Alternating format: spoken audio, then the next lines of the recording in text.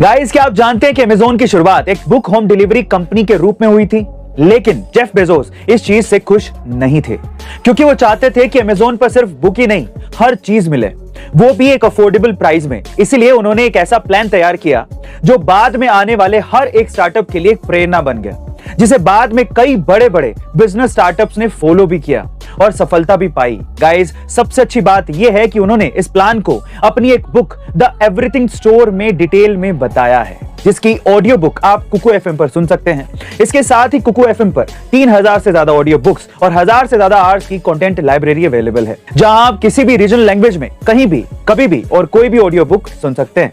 वहीं अगर आप इसके लिए प्रीमियम सब्सक्रिप्शन को लेना चाहते हैं तो use the code E2M50 for 50% discount. लेकिन याद रहे, ये ऑफर सिर्फ पहले 250 यूजर्स के लिए है, तो जल्दी कीजिए।